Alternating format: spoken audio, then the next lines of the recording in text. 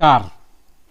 आज की इस वीडियो में जो कि चौथी वीडियो है इस सीरीज़ की, तैयारी सीरीज़ की, जो हमने स्टार्ट की है आपके बस्तर बोर्ड की परीक्षाओं एवं अन्य छत्तीसगढ़ पर आधारित परीक्षाओं के लिए, जिसमें चाहें तो आप व्यापम की परीक्षाओं को शामिल कर लें या फिर आप लोक सेवा आयोग की परीक्षाओं को शामिल कर लें, क्योंकि इन सारी परीक्षाओं में छत्तीसगढ़ पर आधारित अनेक प्रश्न पूछे जाते हैं, अनेक अलग अलग क्षेत्रों से प्रश्न पूछे जाते हैं। तो दोस्तों, इस सीरीज़ में ये चौथा वीडियो है और इस वीडियो में मैं प्रयास करूंगा कि आपके साथ छत्तीसगढ़ की कला और संस्कृति पर ही कुछ बातें करूं। इसीलिए इस सेक्शन को या इस वीडियो के सीरीज़ का नाम मैंने कला और संस्कृति रखा है। इसके पहले इतिहास और भूगोल पर कुछ बातें हुई हैं, अभी वो क्रम जारी रहेगा, मगर आज की जो वीडियो है वो थोड़ी सी उन सब से हट करके कला और संस्कृति पर आधारित रखने का प्रयास किया गया है। तो आइए समय गंवाए बिना शुरुआत करते हैं आज के इस वीडियो की। पहला सवाल जो है वो है, मेघनाद पर्व किस माह में मनाया जाता है? ये छत्तीसगढ़ में आदिवासी अंचल में मनाया जाने वाला पर्व है। आपको ये बताना है कि ये पर्व कौन से महीने में मनाया जाता है। आपके महीने का जो ऑप्शन है वो है सावन, चैत्र, कार्तिक और फाल्गुन। थोड़ी देर तक दिमाग में जोर डालिएगा, आपको उत्तर अपने आप समझ में आ गया होगा। अगर उत्तर समझ में आ गया होगा तो आप निश्चित रूप से फाल्गुन में टिक लगाएंगे। इसका सही जवाब है फाल्गुन महीना। अब ये फाल्गुन महीने में होता क्या है, थोड़ी सी बात ये समझ लें। फाल्गुन महीने के जो पहला पखवाड़ा होता है ना, पहला पखवाड़ा, उसमें ये मनाया जाता है और इसको मनाने वाली जो जनजाति है वो स्पेशली गोंड जनजाति होती है। गोंड जनजाति के द्वारा ये मनाया जाता है पर्व। और इस पर्व में होता ये है कि 4 खंभे होते हैं और 4 खंभों के ऊपर एक तख्ते को रख दिया जाता है। फिर उसमें छेद करके फिर से एक खंभा लगाया जाता है और उस पर एक बल्ली रखी जाती है जो आड़ी लगाई जाती है और ये गोलाई में घूमती है और इसमें जो आदिवासी होते हैं वो करतब करते हैं। तो ये मोटा मोटा इसका स्ट्रक्चर है और इसको हम लोग मेघनाद पर्व के अवसर पर देख सकते हैं, गोंड जनजाति के द्वारा आयोजित पर्व में। आगे चलें और एक दूसरा सवाल ले लेते हैं, वो हमसे क्या पूछता है ये समझते हैं। प्रश्न दूसरा है, भोरम देव का मंदिर किस जिले में स्थित है? आपको पता ही होगा, ये छत्तीसगढ़ का प्राचीन मंदिर है, पुराना मंदिर है, बहुत पुराना मंदिर है और बहुत प्रसिद्ध मंदिर है। आपको ये बताना है कि ये किस जिले में स्थित है। ऑप्शंस आपके पास हैं बस्तर, रायपुर, कबीरधाम और गरियाबंद। ये 4 ऑप्शन हैं, चारों में से एक ही ऑप्शन इसका करेक्ट है और वो जो करेक्ट ऑप्शन है वो है कबीरधाम। कबीरधाम इस जिले का नाम है जिस जिले में ये स्थित है और ये मंदिर भोरम देव जो है वो कबीरधाम जिले में स्थित है। ये बात तो सही है, लेकिन इसी कबीरधाम जिले को पहले कवर्धा कहा जाता था और कवर्धा जिले के नाम से भी बहुत सारे लोग जानते हैं। लेकिन ये छत्तीसगढ़ बनने के बाद लगभग अपना नाम परिवर्तन करके कवर्धा के नाम, कवर्धा की बजाय कबीरधाम के नाम से जाना जाता है। तो सारे शासकीय जो अभिलेख हैं उसमें इसका नाम कबीरधाम ही पढ़ा जाता है। आगे बढ़ते हैं। तीसरा जो सवाल है वो कहता है, इंदिरा कला एवं संगीत विश्वविद्यालय कहाँ स्थित है? इंदिरा गांधी के नाम पर है कला एवं संगीत विश्वविद्यालय।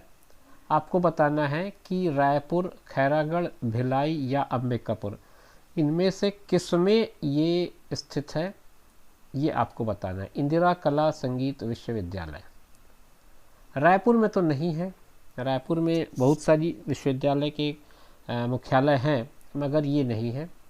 खैरागढ़ इसका सही उत्तर है। भिलाई में आपका तकनीकी विश्वविद्यालय है और अंबिकापुर में मुझे याद नहीं पड़ रहा, बस्तर विश्वविद्यालय या किसी का हो, मुझे याद नहीं आ रहा है, मगर खैरागढ़ इसका सही उत्तर है। इसमें आप ऑप्शन बी में ही टिक लगाएंगे। खैरागढ़ में आपका इंदिरा कला एवं संगीत विश्वविद्यालय स्थित है। आगे चलते हैं। डंडारी नृत्य, डंडारी नृत्य पर यह प्रश्न है, ये किस पर्व के अवसर पर मनाया जाता है? आपको 4 पर्वों के नाम दिए हैं, आखा तीज, दीपावली, हरेली और होली। आपको इनमें से सही जो पर्व है, सही जो त्यौहार जिस पर ये डंडारी नृत्य आयोजित होता है या किया जाता है, उसका आपको जवाब देना है, चूज़ करना है इन चार में से। इसका सही ऑप्शन जो है वो है होली पर्व। होली के अवसर पर ये होता है। और थोड़ी सी इसकी मैं बैकग्राउंड आपको बता दूं, ये घुरवा जनजाति के जो लोग हैं, धुरवा जनजाति जिसको कहते हैं, धुरवा जनजाति के लोग इसको मनाते हैं। और होता क्या है इसमें, बांसुरी की धुन में नर्तक लोग बांस की खपच्चियों को आपस में टकरा करके एक नृत्य करते हैं, और यही इसका डंडारी नृत्य, डंडा के कारण संभवतः इसका नाम डंडारी नृत्य पड़ा होगा। बांस की खपच्चियाँ इसमें उपयोग भी की जाती हैं, और इसको जो आयोजन है वो धुरवा जनजाति के लोग करते हैं और होली के पर्व पर करते हैं। ये कुछ बेसिक जानकारियाँ हैं इस प्रश्न से जुड़ी हुई। इस प्रश्न के साथ उसको अलग अलग तरीके से फ्रेम किया जा सकता है इस प्रश्न को, कि कौन सी जनजाति के लोग इससे जुड़े होते हैं, किस वस्तु का, वस्तु मतलब आपसे किस पेड़ का या किस उसका उपयोग किया जाता है, ये भी इसके साथ जोड़ा जा सकता है। तो एक क्वेश्चन जब मैं आपके साथ शेयर करता हूँ तो उसके साथ उससे बनने वाले अलाइड क्वेश्चंस जो होते हैं, उसके साथ में समानांतर प्रश्न जो बन सकते हैं, जो आपके काम का हो सकता है या जो आपकी तैयारी में मदद दे सकता है, उसे भी मैं साथ में डिस्कस करते चलता हूँ, ताकि आप इन चीज़ों पे ध्यान रखें। अगला सवाल, हबीब तनवीर का संबंध किस विधा से है? हबीब तनवीर छत्तीसगढ़ के लिए जाना पहचाना नाम है, और वो इनमें से किस विधा से संबंधित है ये आपको समझना है, खेल, राजनीति, रंगमंच या प्रशासन। तो इसका जो सही जवाब है वो आता है आपका रंगमंच। हबीब तनवीर जो है वो प्रसिद्ध नाट्यकर्मी थे, और ये अंतर्राष्ट्रीय ख्याति प्राप्त नाट्यकर्मी थे। इनका एक बहुत फेमस प्ले था चरणदास चोर। चरणदास चोर को इतनी अंतर्राष्ट्रीय ख्याति मिली थी, इसको आकाशवाणी के द्वारा भी रिकॉर्ड किया गया, सुनवाया गया, और क्या इसके रिकॉर्ड लिस्टिंग की भी बात हुई थी। बहुत सारे लोगों ने उसे सुना था, और बाहर भारत से भी बाहर इसका मंचन हुआ, और उसमें काफ़ी लोकप्रियता मिली। इसके अलावा भी इन्होंने बहुत सारे नाटक किए हैं, और एक रंगकर्मी के रूप में इनकी अच्छी खासी ख्याति रही है। अगला जो प्रश्न है वो है, इनमें से किस विधा में पुरुष महिलाओं का वेश धरते हैं? ये कुछ चार विधाएं दी गई हैं। लोरिक चंदा एक है, इसमें से चंदैनी गोंदा एक है, एक पंडवानी है, एक नाचा है। आपको बताना है इसमें कौन सा ऐसा विधा है या कौन सी ऐसी शैली है जिसमें आपको पुरुष लोग महिलाओं के वेश में देखने को मिलते हैं। इसका जो जवाब है वो है नाचा।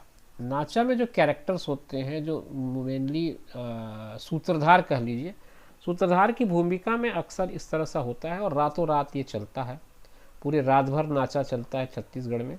इसकी एक अपनी अलग ही संस्कृति और अलग ही पहचान है। तो बाकी तीन उत्तर इसके साथ मेल नहीं खाते, केवल नाचा इसका सही जवाब है। आप नाचा पर ही टिक लगाइएगा। आगे चलते हैं, अगला सवाल ले लेते हैं। अगला सवाल है कि निम्नलिखित में से किस नृत्य में शिव गौरी की स्तुति की जाती है? कुछ नृत्य के नाम दिए हैं, सुआ नृत्य, कर्मा नृत्य, पंथी नृत्य और दंडाबी नृत्य। अब आप ये देखिए कि इसमें सुआ नृत्य ही इसका सही उत्तर है, बाकी आंसर इसके करेक्ट नहीं है। सुआ नृत्य में क्या होता है, एक टोकरी में धान को भरकर उसके ऊपर शिव गौरी की प्रतिमा या तोते का स्वरूप इस तरह से रख के इसके चारों ओर ऐसा एक डांस किया जाता है महिलाओं के द्वारा।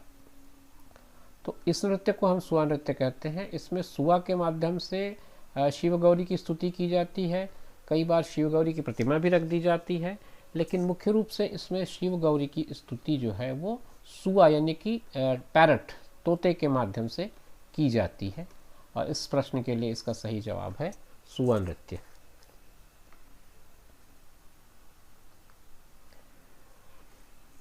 अगला प्रश्न है, इनमें से किस जनजाति की पहचान बांस गीत से है? ये कुछ चार जनजातियों के नाम दिए हैं, चारों में से कौन सी ऐसी जनजाति है जिसकी पहचान हम 5 गीत से कर सकते हैं? उत्तर है देवार, गुण, उरांव और राउत। ये अंतिम वाला जो ऑप्शन है यही आपका सही ऑप्शन है। राउत जनजाति ही इसके नाम से जानी जाती है, बांस गीत के नाम से। मतलब बांस गीत बांस से ही बनता है, बांस से ही बजाया जाता है, और इससे संबंधित जो जनजाति है वो है राउत जनजाति। अब हम वीडियो के आखिरी सवाल में पहुंच गए हैं, और ये अंतिम सवाल आपके सामने है।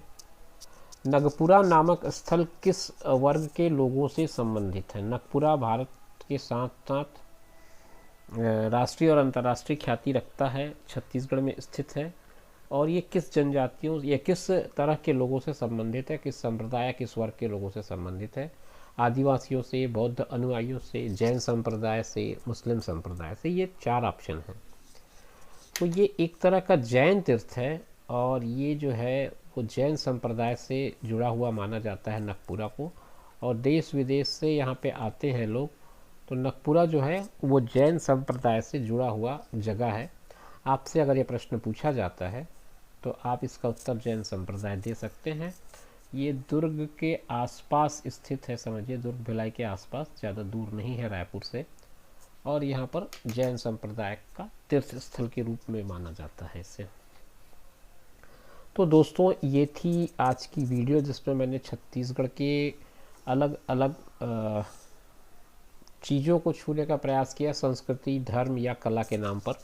ये वीडियो का जो क्रम है, तैयारी सीरीज़ जारी रहेगी, और मैं तैयारी सीरीज़ को एक वीडियो को बहुत लंबा नहीं करना चाहता। सीरीज़ लंबी हो सकती है, लेकिन एक वीडियो को लंबा करने से आपकी रुचि खत्म हो जाती है इसकी तैयारी के लिए। इसलिए मैं 10-15 मिनट से ज़्यादा का वीडियो नहीं बना रहा हूँ, 10 से ज़्यादा सवाल लेने का प्रयास नहीं कर रहा हूँ।